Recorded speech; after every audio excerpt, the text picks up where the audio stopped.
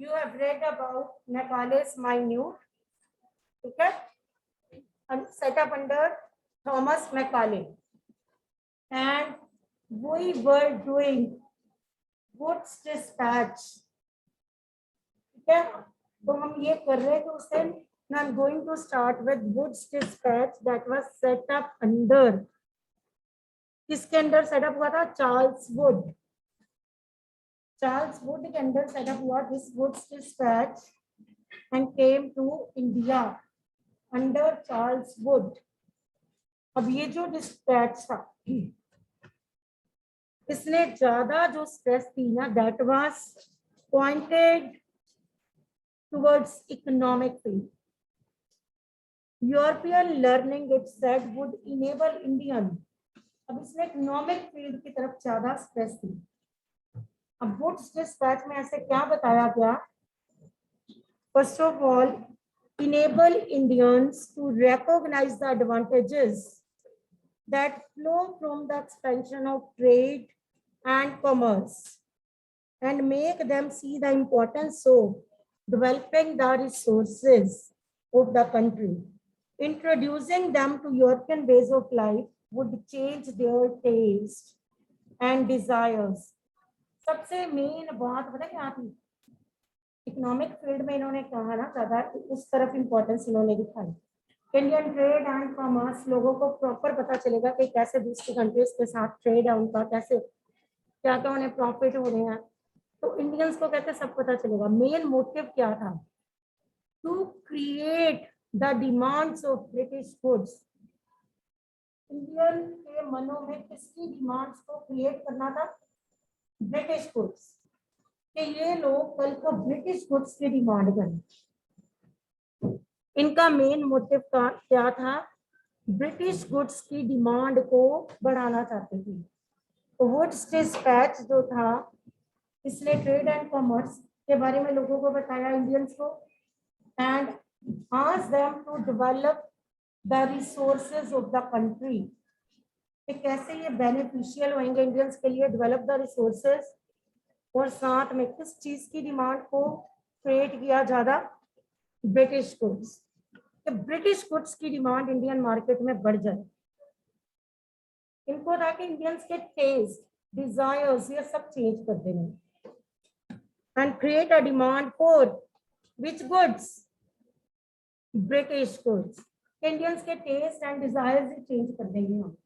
तो अपने अब वो कौन सी गुड्स की तरफ इंपॉर्टेंस की, उनकी कौन से गुड्स मांगेंगे? वो ब्रिटिश गुड्स.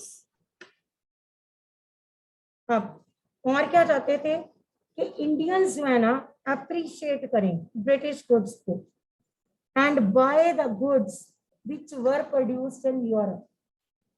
वुड्स डिस्पैच के अंदर सबसे पहले तो हम कहेंगे इकोनॉमिक फील्ड की तरफ इंपॉर्टेंस दी इसने, उधर stress the. Trade and commerce के बारे में लोगों को बताया, asked them to develop their resources, and this dispatch wanted to change the taste and desires of the people, wanted to create demand of British goods. और साथ में क्या चाहते थे? डिजायर्स एंड टेस्ट चेंज करना. और साथ में चाहते थे कि इंडियंस जो है ना अप्रिशिएट करें किसको? ब्रिटिश गुड्स को, उन गुड्स को जो कि यूरोपियन कंट्रीज में बनती हैं.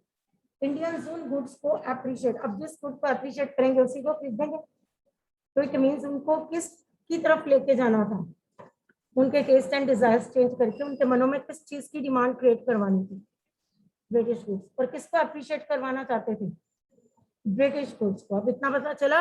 वुड्स डिस्पैच इकोनॉमिक फील्ड की तरफ इंपॉर्टेंस दी इसने, ट्रेड एंड कॉमर्स बताना है, ब्रिटिश गुड्स की डिमांड के बारे में बताना है, wanted to change the desires of Indians, wanted to change the taste of Indians, wanted that Indians should appreciate which goods. तो अपने वे से आप लिख सकते हो वुड्स डिस्पैच के बारे में. अब वुड्स डिस्पैच आल्सो आर्ग्यूड, अब और देखो इसने क्या क्या बोला. इसने कहा कि यूरोपियन लर्निंग जो है ना वो मोरल कैरेक्टर भी चेंज करेगी इंडियंस के, उन्हें ऑनेस्ट ट्रुथफुल बनाएगी. उन्होंने कहा यूरोपियन लर्निंग से ही इंडियंस ट्रुथफुल भी हो जाएंगे, ऑनेस्ट भी हो जाएंगे. सिविलाइज तो वो कह ही रहे थे, सिविलाइज हो जाएंगे, ऑनेस्ट हो जाएंगे, ट्रूथफुल हो जाएंगे, बट किस लर्निंग से? किस लर्निंग से? European learning. Means knowledge of west और east? West. Knowledge of east की नॉलेज क्या कहते थे वो? Full of errors. देखो वो और क्या कह रहा है कि European learning would make them honest, truthful, civilise हो जाएंगे ये लोग। अब उन्होंने कहा कि हमें कंपनी को जो सिविल सर्वेंट्स चाहिए ना, है ना, वो ऐसे ही होते हैं, ट्रूथफुल, ऑनेस्ट। तो अगर इंडियन ऐसे उनमें ऐसी क्वालिटीज आएंगी and then they could only appear for civil services examination, तब वो जाके कहता सिविल सर्विसेज एग्जामिनेशन में अपेयर हो पाएंगे। If Indians become, firstly they would have to become truthful, honest, civilise, तब जाके वो कहता कि ये लोग कौन से एग्जामिनेशन के लिए अपेयर हो पाएंगे? Civil services. सिविल सर्वेंट्स तभी कंपनी के पास आ पाएंगे, इंडियंस बन पाएंगे। It could also not instill in people a sense of duty and commitment to work, nor could it develop the skills required for administration. उसने कहा जो वेस्ट ईस्ट की नॉलेज है ना, इंडियन स्टडी जो है ना, तो उनमें उनको ड्यूटीफुल बना रही है, ना ही ट्रूथफुल बन रहे हैं, ना ही उनमें स्किल्स आ रहे हैं। मीन्स ईस्ट की सारी नॉलेज उसने क्या कहा कि यूजलेस है। ईस्ट की सारी नॉलेज यूजलेस है, ना तो इंडियंस ड्यूटीफुल बन रहे हैं, ना तो वो किसी की रिस्पेक्ट करते हैं ईस्ट की अगर वो स्टडी करते हैं, ना ही उनमें साइंटिफिक स्किल्स आ रही हैं। तो अगर उन्हें सिविल सर्विसेज एग्जामिनेशन के लिए अपेयर होना है तो कौन सी एजुकेशन की तरफ ध्यान देना चाहिए? Western education, European education, not eastern education. East का तो वो कहते थे बिल्कुल कुछ भी नहीं है, ये रिलीजियस टेक्स्ट पढ़ाते हैं, लिटरेचर को इम्पोर्टेंस देते हैं, ना इसमें साइंटिफिक स्किल्स हैं, ना ही ये सिविलाइज्ड हो रहे हैं, तो लीव इट। वो वेस्ट को इम्पोर्टेंस दे रहे थे। देखो वो क्या कह रहे हैं कि वेस्टर्न अगर एजुकेशन, ये यूरोपियन एजुकेशन लेंगे तो ट्रेड एंड कॉमर्स की नॉलेज मिलेगी, they would appreciate British goods, this would create the demand of British goods among Indians, और वो क्या हो जाएंगे? ब्यूटीफुल, ट्रूथफुल, एंड किस एग्जामिनेशन में अपेयर हो पाएंगे? Civil services. Otherwise they would not be appear in civil services examination, क्योंकि उनमें ना तो स्किल्स आएंगी, ना ही वो ड्यूटीफुल होंगे, ट्रूथफुल ही होंगे। तो इस वजह से अगर ईस्ट की स्टडी करेंगे तो वो कुछ भी नहीं कर पाएंगे। किसके व्यूज थे ये? Charles Wood. अब और क्या हुआ? 1854 में, following the 1854 dispatch, several measures were introduced by British. अब इसके अंडर उन्होंने बहुत से चेंजेस किए। First, education departments of government were set up to extend control over all matters regarding education. अब ब्रिटिश ने क्या सेटअप करने शुरू किया इंडिया में? Education centres. और क्या किया उन्होंने? Steps were taken to establish a system of university education. उन्होंने ना हायर एजुकेशन पे ज्यादा स्ट्रेस दी, हायर सेकेंडरी। उन्होंने प्राइमरी एजुकेशन की तरफ इतना ध्यान पहले नहीं दिया ब्रिटिश ने। किस तरफ ध्यान दिया?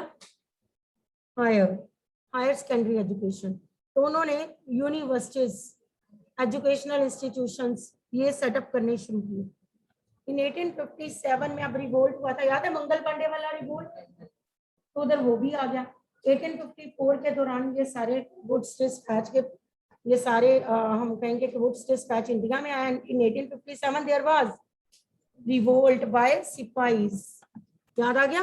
When they refused to use Enfield rifles introduced by the British. तो ये सारा इन कलकत्ता, मद्रास, बॉम्बे, हर जगह यूनिवर्सिटीज सेटअप हुई। British setup their universities in Calcutta, Madras, Bombay. Attempts were also made to bring about changes within the system of education. अब changes है education system। अब Woods dispatch 1854 के according क्या किया ब्रिटिश ने? They set up educational institutions in India, set up universities। Universities कहाँ पे set up हुई? कलकत्ता, बॉम्बे एंड मद्रास। और साथ में इन्होंने क्या कहा, और क्या किया इन्होंने, क्या सेटअप किए, हायर सेकेंडरी स्कूल्स, यूनिवर्सिटीज, ये सब इन्होंने सेटअप करने शुरू किए। ठीक है, बिगनिंग में प्राइमरी एजुकेशन की तरफ ध्यान नहीं दिया था।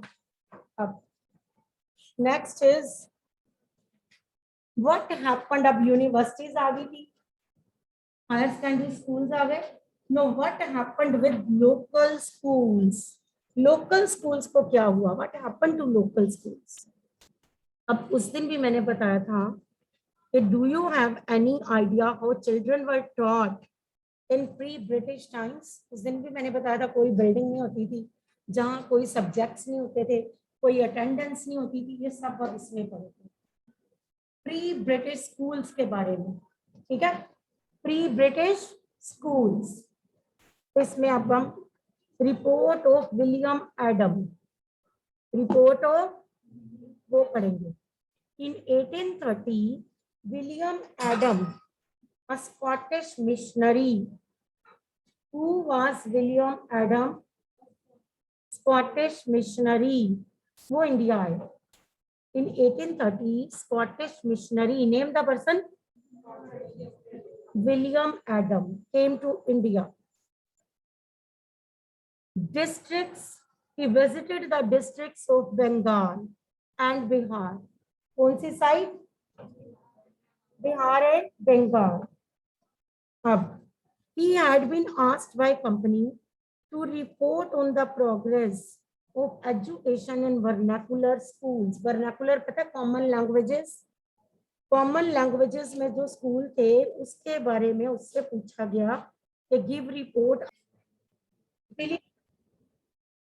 William Adam was asked to give report about the schools of vernacular languages. Vernacular schools, vernacular means common languages. अब उसकी रिपोर्ट देखो कैसी थी। तो listen about the report that was given about, given by, who has given this report, William Adam. तो listen the report, he had given the report of vernacular schools. तो listen क्या क्या उसने बोला। He said there that there were over 1 lakh pathshalas in Bengal and Bihar. How many? 1 lakh. There were small institutions with no more than 20 students each. उसने कहा near about 1 lakh pathshalas हैं, छोटे छोटे institutions भी हैं, उनमें उन institutions में 20 से ज्यादा बच्चे नहीं है। साथ में उसने बोला 20 students at each, but total number of children taught in the pathshalas was over 20 lakh. अब these institutions were, अब ये institution setup कौन कर रहे थे, rich people or the local community. At times they were started by teacher, means guru. अब education बहुत flexible system था, in those days the system was very flexible. ऐसा क्या था कि वो फ्लेक्सिबल था, सबसे पहले तो नो फिक्स्ड फी, जो फी थी that was not fixed. No printed books, printed books भी नहीं थी। No separate school building, no benches और चेयर्स, कुछ भी नहीं था स्कूल्स में। No blackboards, no system of separate classes, no roll call registers, no annual examination, ये कुछ भी नहीं था।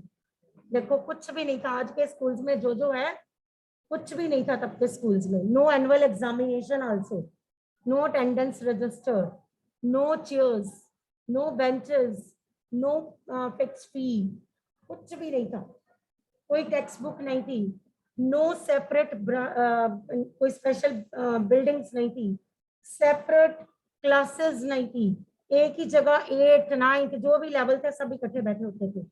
वो कैसे पढ़ते थे अब मैं बताऊंगी। तो कोई सेपरेट क्लासेस भी नहीं थी, no roll call, no register, ये सब कुछ नहीं था। In some places classes were held under a banyan tree, अब ट्री के नीचे क्लासेस लगती थी। In other places in the corner of a village, shop और टेम्पल और एट गुरुज होम, या तो किसी शॉप में या फिर गुरु के घर में, ठीक है, ऐसे वहां पे क्लासेस लगती थी, या फिर टेम्पल्स में क्लासेस लगती थी। Fee dependent on the income of parents, rich had to pay more than the poor, teaching was oral and the guru decided what to teach in accordance with the needs of students. Students were not separated out in different classes. मैंने पहले ही बोला बच्चे classes के according अलग अलग नहीं बैठते थे। All of them sat together in one place. Guru interacted separately with groups of children with different levels of learning. जैसे इकट्ठे बैठे होते थे, डिपेंड अपॉन द गुरु, वो इंटरेक्ट ऐसे करते थे जैसे एक ग्रुप को थोड़ा हाई लेवल का है तो उनके साथ अलग इंटरेक्शन, फिर दूसरे ग्रुप के साथ इंटरेक्शन, मींस बच्चे एक ही जगह बैठे होते थे। There were no separate classes. Is it clear? अगर आपको प्री ब्रिटिश स्कूल एक्सप्लेन करने आए तो can you write few points? कितना इजी पॉइंट्स है, सारे इंटरेस्टिंग है, ये तो आप लिख लोगे। जो जो आज आप अपने स्कूल में देखते हो वो सारा opposite. Adam discovered that the flexible system was suited to local needs. अब ऐसे क्यों था? Local needs को देख के किया गया। For instances, classes were not held during harvest time. अब सोचो बैसाखी आई तो क्लासेस बंद, बैसाखी के दिनों में कोई क्लासेस नहीं लगती थी, ऐसा क्यों? During harvest time, rural children worked in fields. क्योंकि जो बच्चे वहां पे विलेज एरियाज के होते थे वो कहाँ पे काम करते थे? वो तो फील्ड्स में काम करने चले जाते थे। तो इट मींस बैसाखी के दिनों में सोचो वहां पे कोई हार्वेस्ट टाइम कोई क्लासेस नहीं लगती थी, because rural children went to work in fields. पाठशाला वंस स्टार्टेड वंस अगेन, जैसे ही हार्वेस्ट टाइम ओवर होता तो पाठशाला क्या होती? दोबारा स्टार्ट होती। When crops had been cut and stored, जैसे ही हार्वेस्ट पीरियड ओवर होता, crops कट जाती, स्टोर हो जाती, then पाठशाला started again. This meant that even children of peasant families could study. तो वो कहते हैं ऐसा क्यों रखा हुआ था कि कोई टाइम नहीं था, बच्चे जब दिल करता था स्कूल आते थे, ऐसा क्यों? लोकल नीड्स को देखते। लोकल नीड्स, हार्वेस्ट टाइम में क्लासेस होती थी? नो। किधर जाते थे rural children? They worked in fields. After the harvest period, पाठशालास started again. ऐसा क्यों करते थे? So that children of peasants could also study, वो भी पढ़ सके। अभी आपको प्री ब्रिटिश स्कूल को एक्सप्लेन करना आएगा। Next, new routines, new rules. अब क्या हुआ? सब कुछ नए सिरे से दोबारा हुआ।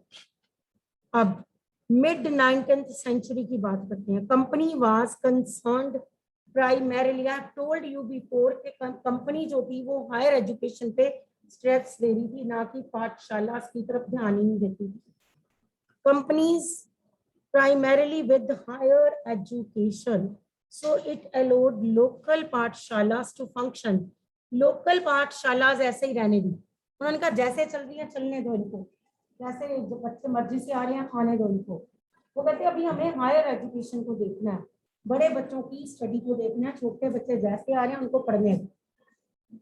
तो पाठशाला वैसे ही रहने दी थी। वहां पे उन्होंने interfere, they didn't interfere in the work of pathshalas, वहां पे उन्होंने कोई इंटरफेयर नहीं किया। अभी after 1854 company decided to improve the system of vernacular education.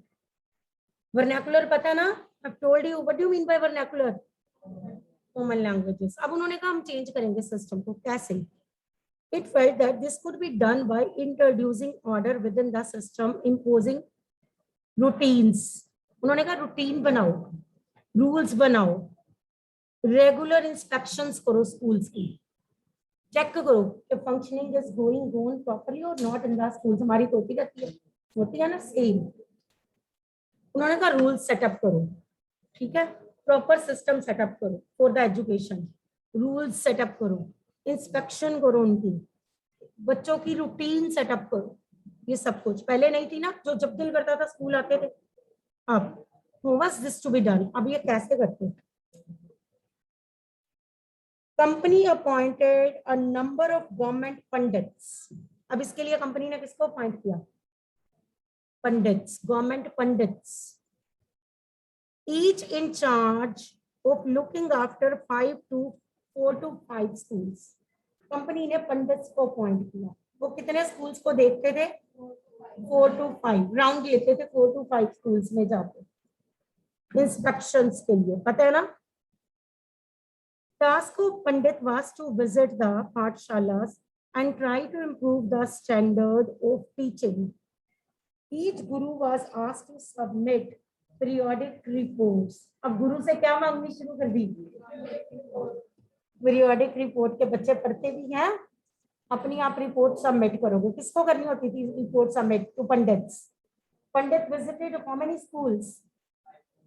4 to, and guru was asked to submit report, periodic report. आपकी तो जाती है पीरियोडिक रिपोर्ट, है ना, अब भी हो गया ऐसे, ये ब्रिटिश लेके आए सारा system. Now listen, submit periodic reports and take classes according to regular time table. वो लगा टाइम टेबल, उन्होंने कहा take classes according to regular time table होएगा। पहले टाइम टेबल था प्री ब्रिटिश स्कूल्स में, नहीं थे ना, ऐसे कुछ रेगुलरिटी थी वहां पे?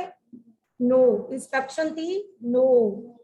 तो अब इंस्ट्रक्शन भी आई, पीरियोडिक रिपोर्ट भी आई एंड रेगुलर टाइम टेबल भी सेटअप हो गया। Ask gurus to take their classes according to time table. उन्होंने कहा एक टाइम टेबल सेटअप होएगा उसके according. Next, teaching was now based on text books. Earlier there were no text books ना, अब टेक्स्ट बुक्स आ चुकी थी। उन्होंने कहा टीचिंग जो है ना वो टेक्स्ट बुक से होगी। पहले तो जो गुरु का दिल करता था वो पढ़ाते थे, उनका जो दिल करना उन्होंने वही पढ़ाना। अब उन्होंने कहा टीचिंग जो है वो अकॉर्डिंग टू टेक्स्ट बुक होगी। And learning was to be tested through a system of annual examination. उन्होंने कहा हम बच्चों को चेक करेंगे, एनुअल एग्जाम होंगे। Earlier there was no annual examination थी पहले, अब क्या होगी? अब क्या क्या आया?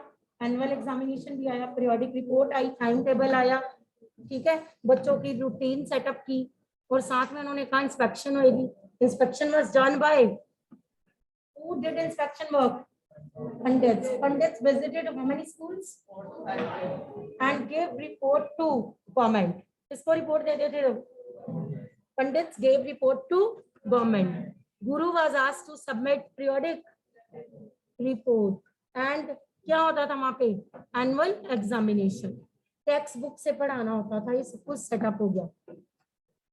Students were asked to pay regular fee. Earlier there was no fee was fixed now. Rich students had to pay more, whereas poor students they had to pay less. But अब fee was fixed. उन्होंने क्या कर दी फी बच्चों की? Fix. बच्चों को कहा गया attend regular classes, seat on fixed seats and obey the new rules of discipline. अब आप अपने स्कूल्स पे आ जाओ ना, ऐसा वाला सिस्टम आ गया। Time table, periodic report, annual report, inspection, regular routine of the children, text books, students to sit on fixed seats. Seat change नहीं कर पाते थे, आपको भी यही कहा जाता है sit on your fixed seats, ऐसे ही वहां पे सिट ऑन फिक्स्ड सीट्स, ये सब कुछ वहां पे आया। स्टूडेंट्स पे फिक्स फी फिक्स कर दी उनकी। Earlier it was not fixed, अब वो सब कुछ आ चुका है। कौन लेके आई है? ब्रिटिश।